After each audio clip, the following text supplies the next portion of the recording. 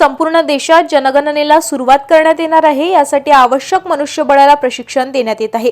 देशाचे खरे चित्र या जनगणनेवरून समोर येणार असल्याने यात सहभागी सर्वांगीण जनगणनेचे काम गांभीर्यपूर्वक करावे असे आवाहन जिल्हाधिकारी आशिष येरेकर यांनी केले।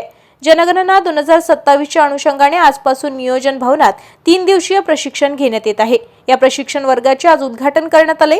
यावेळी महापालिका आयुक्त सौम्या शर्मा, निवासी उपजिल्हाधिकारी संतोष काकडे, महापालिका उपायुक्त योगेश पिटे, सहाय्यक आयुक्त विकास खंडारे, जिल्हा सूचना अधिकारी मनीष कुमार तसेच मार्गदर्शक म्हणून जनगणना संचालनाचे सहाय्यक व्यवस्थापक प्रवीण भगत, ऋषिकेश पाथरे यावेळी उपस्थित होते। जिल्हाधिकारी श्री येरेकर म्हणाले, भारतातील जनगणनेला समृद्ध वारसा आहे।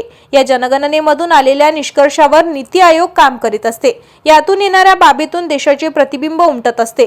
जनगणनेला आकडेवारीचा आधार असल्याने ती तथ्यांवर खरी उतरणारी आहे। यावेळी पहिल्यांदाच ॲपवर ही जनगणना होणार आहे, त्यामुळे बदलांची नोंद घेऊन कार्य करावे लागणार आहे। ही जनगणना कायद्याच्या आधारे होत असल्याने काम करणे बंधनकारक असून नागरिकांना माहिती द्यावी लागणार आहे। यावेळी जननिहाय जनगणना होणार असून यात काळजीपूर्वक नोंदी घ्याव्यात असे आवाहनही त्यांनी केले आहे। श्रीमती शर्मा यांनी यावर्षी जनगणना ही 16 वर्षांनंतर होत आहे। त्यातून निर्माण होणारा डाटा हा देशाच्या विकासासाठी महत्त्वपूर्ण ठरणार आहे।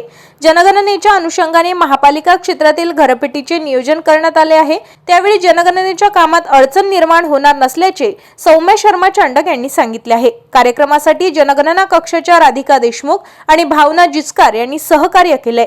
निवासी उपजिल्हाधिकारी संतोष काकडे यांनी प्रास्ताविक केले।